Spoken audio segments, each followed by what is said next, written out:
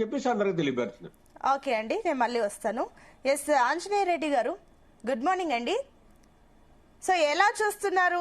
మాజీ CM YS Jagan పాదయాత్రతో మళ్ళీ ప్రజల్లో ఉంటాను, 1.5 ఏళ్ల తర్వాత నేను ప్రజల్లోనే ఉంటాను, ప్రతి నియోజకవర్గంలో ప్రతి ఇన్ఛార్జ్ తో మాట్లాడతాను, యాక్టివ్ అయిపోతున్నారు కాబట్టి ఏంటి, ఎట్లా చూస్తున్నారు? మేడం, మీకు వైసీపీ ప్రతినిధి ఇజ్రాయెల్ గారికి, విశ్లేషకులు మస్తాన్ గారికి, అందరికి కూడా, వీక్షకులకి ప్రేక్షకులు అందరికి కూడా నమస్కారాలు. నమస్తే అండి, చెప్పండి. జగన్మోహన్ రెడ్డి గారు ఒక ప్రాంతీయ పార్టీకి అధ్యక్షులు, 5 సంవత్సరాలు ముఖ్యమంత్రిగా చేశారు. ఇప్పుడు 11 అసెంబ్లీ సీట్లు వచ్చాయి. సరే, గత 5 సంవత్సరాల 19 నుంచి 24 వరకు ఎటువంటి పరిపాలన జరిగిందో రాష్ట్ర ప్రజలు చూశారు. చూసిన తర్వాత ఒక తీర్పు ఇచ్చారు. ఆయన మాజీ ముఖ్యమంత్రిగా ఒక ప్రాంతీయ పార్టీ అధ్యక్షుడిగా ఆయనకి ప్రతి హక్కు ఉంది. ప్రజల్లోకి వెళ్ళొచ్చు, పాదయాత్రలు చేయొచ్చు, ఉద్యమాలు చేయొచ్చు. ఇందులో ఎటువంటి అనుమానం లేదు.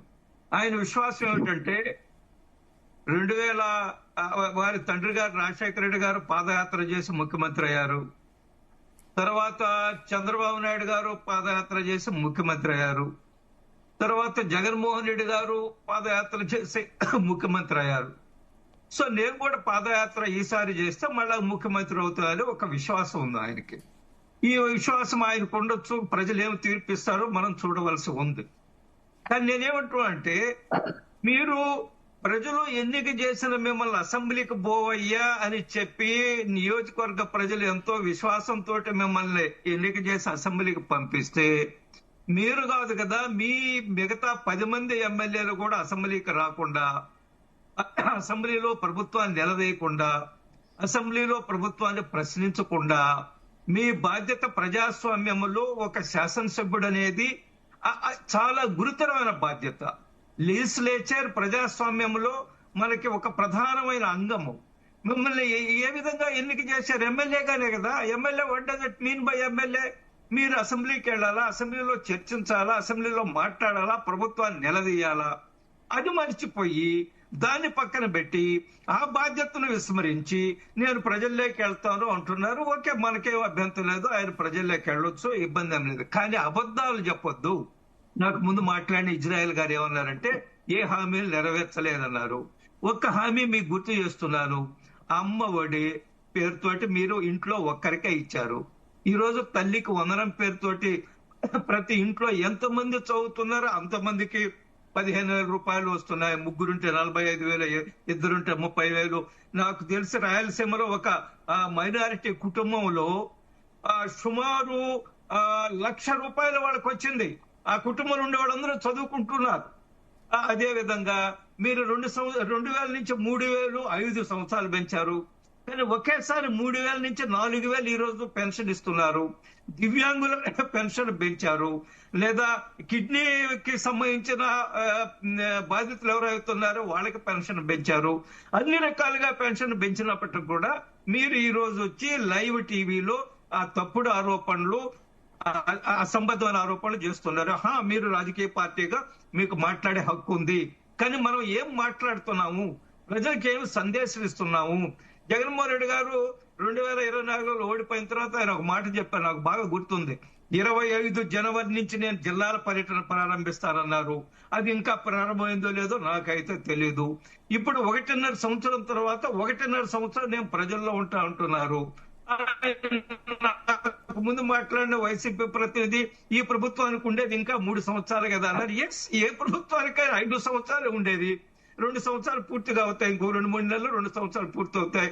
మిగతా 3 సంవత్సరాలు. రాజ్యాంగంలో అసెంబ్లీ 5 సంవత్సరాలే ఉంటుంది కాబట్టి 3 సంవత్సరాలు. ఈ రోజు ఒక సర్వే సంస్థ జరిపిన సర్వేలో చాలా స్పష్టంగా ఆంధ్రప్రదేశ్ ప్రజలు 90% మంది ప్రజలు చాలా సంతృప్తిగా ఉన్నారు. ఈ ప్రభుత్వం పనిచేస్తుంది, కూటమి ప్రభుత్వం నిజాయితీగా పనిచేస్తుందని ప్రజలు సంతృప్తిగా ఉన్నారు. కానీ సమస్యలు లేవా? సమస్యలు ఉన్నాయి, ఇందులో ఎటువంటి అనుమానం లేదు. అక్కడక్కడ మనకి శాంతి భద్రత సమస్య ఉంటుంది, కొన్ని ఆర్థిక పరమైన నిరుద్యోగ సమస్యలు ఉన్నాయి. ఈ సమస్యలు ఉన్నాయి. మనం ఎవరు అంత భూతల స్వర్గం అయిపోయింది, ఎవ్రీథింగ్ ఇస్ అదేదో ఇంగ్లీష్ లో చెప్పినట్టుగా హ్యాంకీ డోర్ అని ఎవరో చెప్పడం లేదు. సమస్యలు ఉన్నాయి. కానీ సమస్యల పరిష్కారం కోసం ఈ కూటమి ప్రభుత్వము, 3 పార్టీల ప్రభుత్వము చాలా చిత్తశుద్ధితో పనిచేస్తున్నారు. ఒకటి, ఈ రోజు మన పెట్టుబడులు పెద్ద ఎత్తున వస్తున్నాయి, పరిశ్రమలు వస్తున్నాయి, నిరుద్యోగ సమస్య తీరే విధంగా పెద్ద బాటలు పడుతున్నాయి. రాష్ట్ర ఆర్థిక పరిస్థితి బాగలేకపోయినప్పటికీ కూడా చాలా భయంకరంగా ఉంది, అందులో ఎటువంటి అనుమానం లేదు. కేంద్ర ప్రభుత్వ పూర్తి సహకారంతో ఈనాడు ఈ చంద్రబాబు నాయుడు గారి నాయకత్వంలో కూటమి ప్రభుత్వం చాలా చాలా గట్టిగా పనిచేస్తుంది ప్రజల సమస్యలు తీర్చడానికి. ఒకటి, రెండోది, ఎక్కడ ఏదన్నా పొరపాటు జరిగితే వెంటనే ముఖ్యమంత్రి స్థాయిలో జోక్యం చేసుకుంటున్నారు.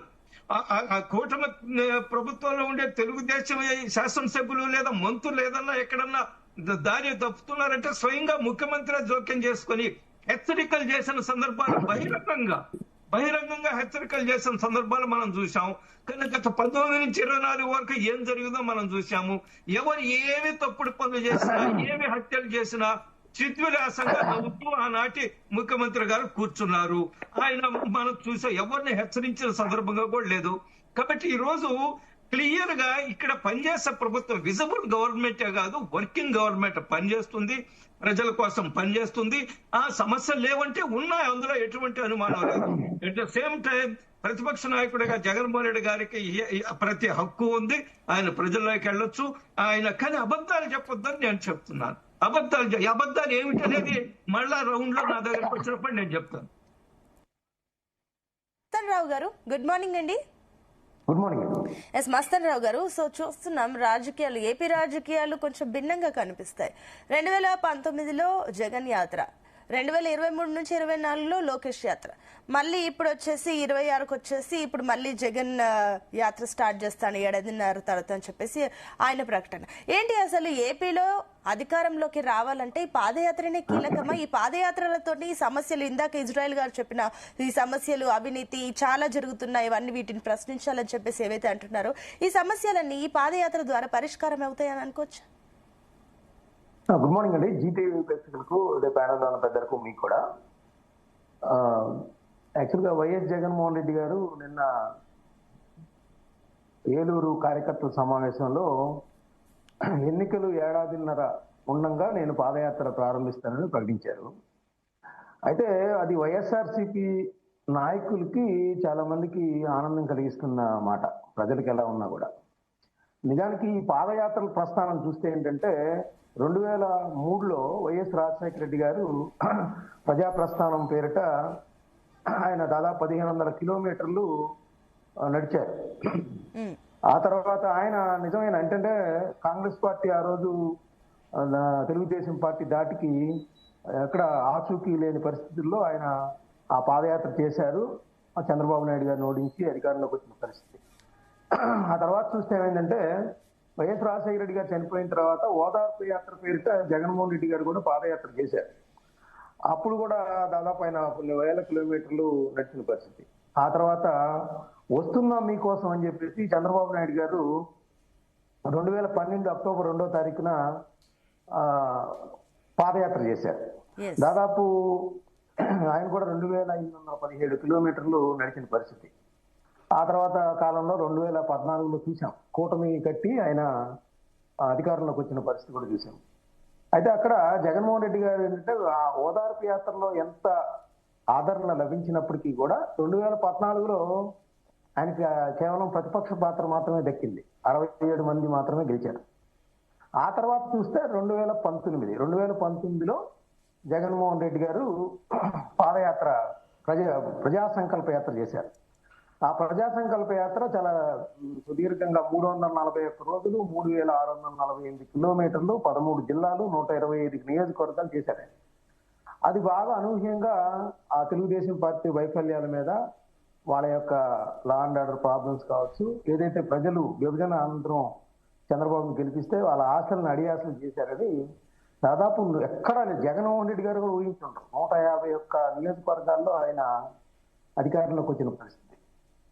ఆ తర్వాత ఏమైందంటే ఇక్కడ మనం గమనించాల్సిన జగన్మోహన్ రెడ్డి గారు చెప్పాల్సింది ఏంటంటే, నీకు 151 నియోజకవర్గాలు చేతిలో పెడితే మీరెందుకు పరిపాలనా పరంగా వైఫల్యం చెందారు? మీరెందుకు లా అండ్ ఆర్డర్ని కాపాడలేకపోయారు? మీరెందుకు రోడ్లు వేయలేకపోయారు? మీరెందుకు పారిశ్రామికవేత్తల్ని ఆకర్షించలేకపోయారు? మన పరిశ్రమలు, మన నిరుద్యోగులు ఆశలు తీర్చేలాగా ఎందుకు స్థాపించలేకపోయారు అనేది ఆయన సమాధానం చెప్పలేదు.